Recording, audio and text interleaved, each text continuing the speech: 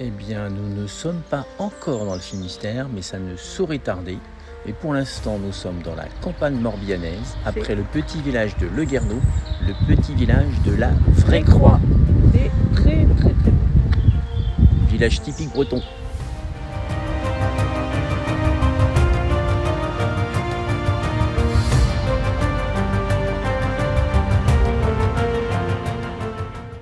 Bienvenue dans cette nouvelle vidéo. Cette nouvelle échappée nous conduira à nouveau en Bretagne, du Morbihan au Finistère, avec cette triste information d'incendie.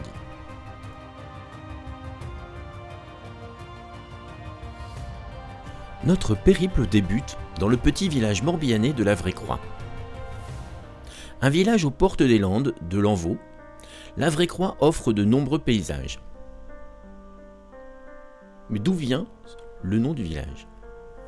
Le nom de la Vraie Croix viendrait d'un chevalier hospitalier de l'ordre de Saint-Jean de Jérusalem qui, revenant de croisade, rapportait un morceau de la croix du Christ. Au cours de ce voyage, il s'arrêta dans le bourg.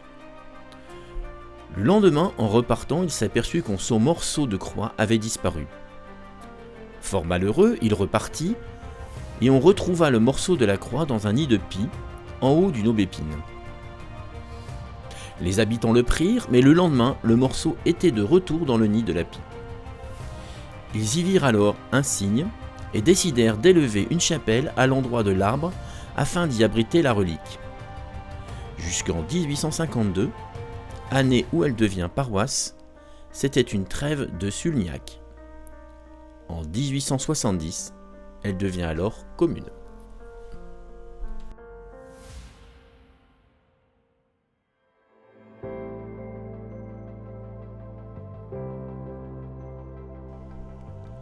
Commune de près de 1500 habitants, située à la porte de Vannes, sur les contreforts des Landes de l'Envaux, la Vraie Croix est une terre d'histoire, nichée dans un écrin de verdure.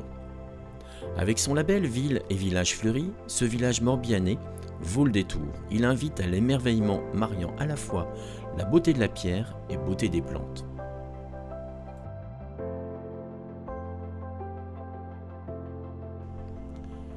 L'Engroé, la Vraie Croix en breton, invite les yeux à l'émerveillement par la richesse de son patrimoine architectural et paysager, construit avec la pierre de pays, le granit. Vous découvrirez la pittoresque chapelle, bien entendu du XIIIe siècle, et sa légende, classée au monument historique, la maison Louis, la fontaine du Saint, les ruines du Tostal. La beauté de ces maisons de granit est également un émerveillement mis en valeur par une palette de fleurs de toutes espèces.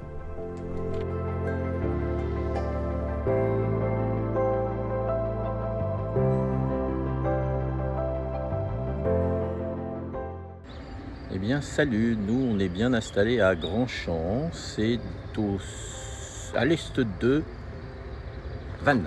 Donc nous sommes toujours dans le Morbihan, mais pour attaquer au mieux le Finistère à partir de demain.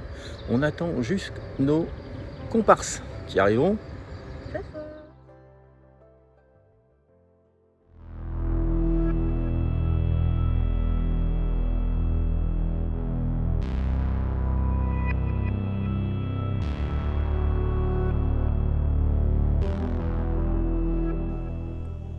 C'est au moins 1700 hectares qui ont été brûlés par deux incendies distincts qui se sont déclarés en juillet 2022 dans les Monts d'Arrée.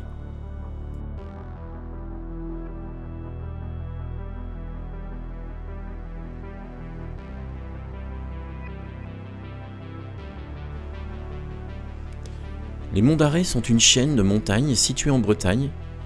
Ils sont connus pour leurs paysages pittoresques et plusieurs sites historiques.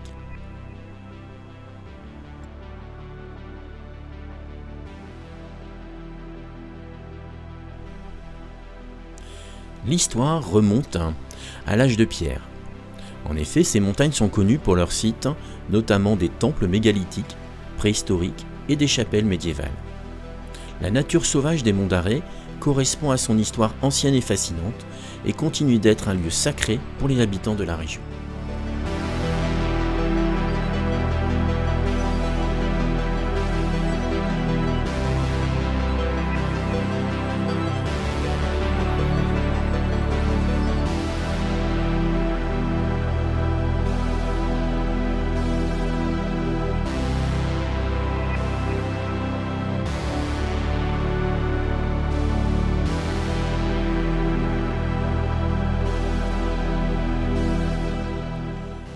Habituellement revêtue d'une couleur que les Bretons appellent glaze, un subtil mélange de vert, de gris et de bleu, qui constitue à certains moments de l'année la couleur dominante des sauvages monts d'Arrée.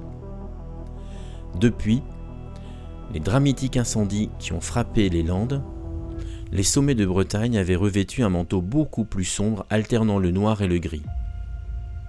Cependant, un mois après les dernières reprises de feu, la végétation a pourtant repris vie, offrant des contrastes saisissants à tous les promeneurs qui s'y aventurent. Le vert remplace les cendres qui ne sont plus à la norme du site.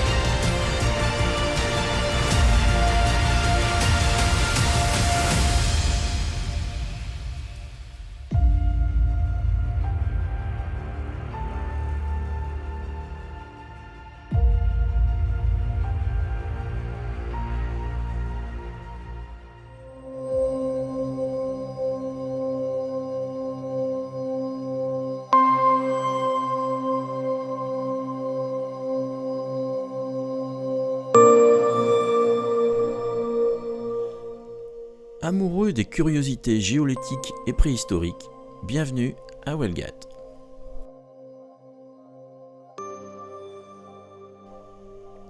Le village se trouve sur un lac créé entre le XVIe et XVIIIe siècle pour approvisionner en eau les mines d'argent locales au moyen d'un canal. Vous y trouverez le chaos des rochers, la roche tremblante, le champignon, la mare aux fées, la mare aux sangliers ou encore le camp d'Artus.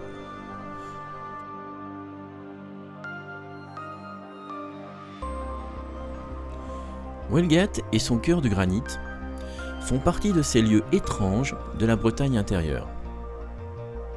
La vocation touristique de Welgat date du début du XXe siècle, où les Anglais découvrirent le site.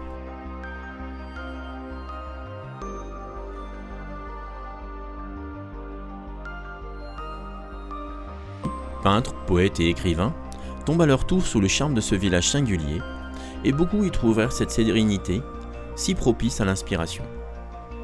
Aujourd'hui, Welgat est devenu un spot touristique incontournable où des visiteurs venus du monde entier y trouvent une Bretagne authentique mais aussi préservée.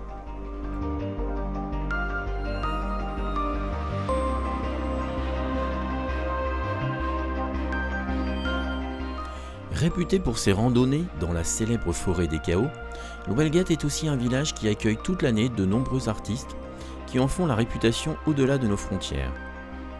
Hiver comme été, son marché hebdomadaire offre une variété infinie de produits du terroir, ainsi que de nombreux produits bio. À ne pas rater, la miellerie de Welgat qui vous offrira une variété énorme de miels locaux.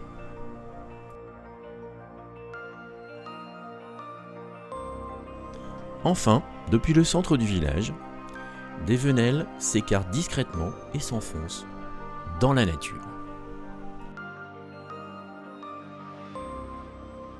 La Bretagne est aussi riche de légendes. Ouelgette n'y échappe pas. En effet, comment expliquer un tel chaos rocheux ?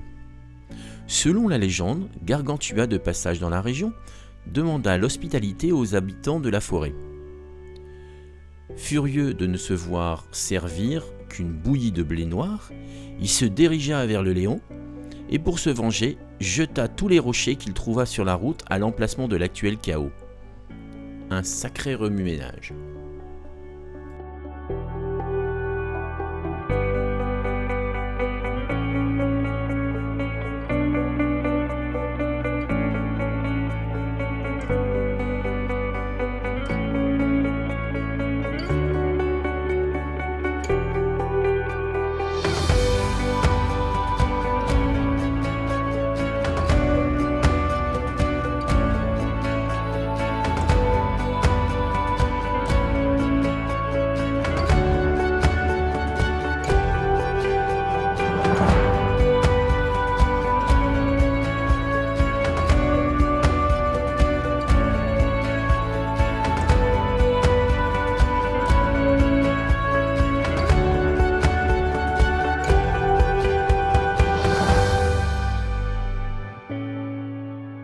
Au fil de la promenade, on peut s'amuser à reconnaître les formes originales et saugrenues que forme le chaos des rochers. Ainsi peut-on distinguer au ménage de la Vierge, lieu que les Olgatiens pensent être sa première maison, un chaudron, une louche, une fourchette, un lit ou un parapluie. Plus loin, la grotte d'Artus veille au repos du roi des Bretons, Arthur, et dans son camp, le camp d'Artus, peut-être retrouverez-vous le fameux trésor que Merlin l'Enchanteur avait confié ici même à des esprits gardiens.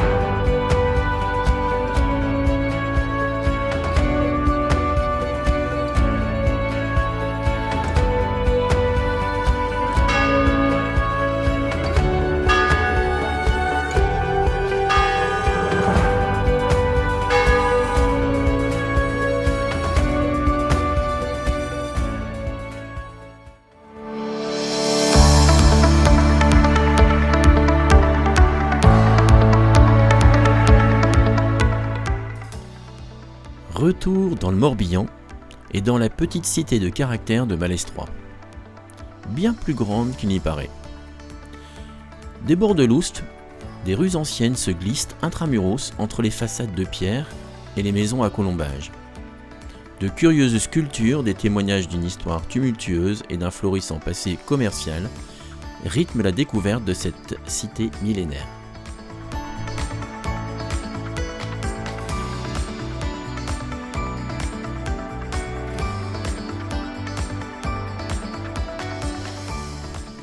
Inscrite dans la boucle d'un méandre de l'Oust, Malestroit est né au XIe siècle, à l'ombre d'une motte féodale, puis d'un château fort bâti sur un îlot entre deux bras de la rivière, contrôlant une voie de passage.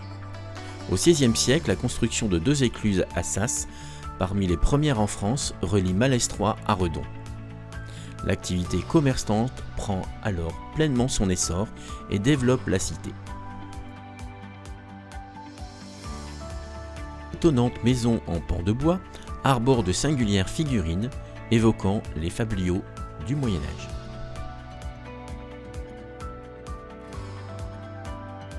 Malestroit est une ville amie des camping-caristes. Elle vous propose une aire pour y faire escale gratuitement dans la verdure.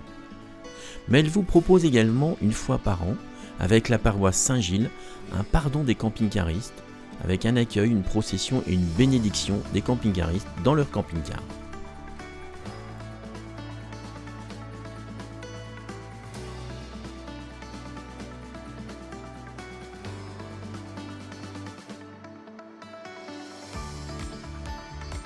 Situé au bord du canal, depuis cette aire, vous pourrez faire de longues balades à pied, mais également à vélo.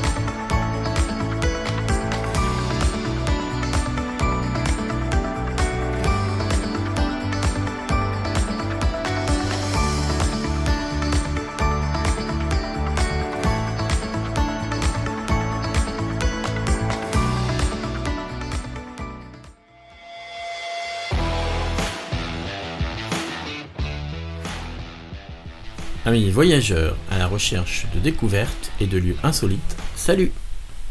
Nous, c'est Christine et Philippe. Nous avons découvert la passion des voyages en camping-car. Nous profitons de ce mode de vie dès que notre travail nous le permet. Nous souhaitons partager avec vous le plaisir de nos voyages en France et en Europe.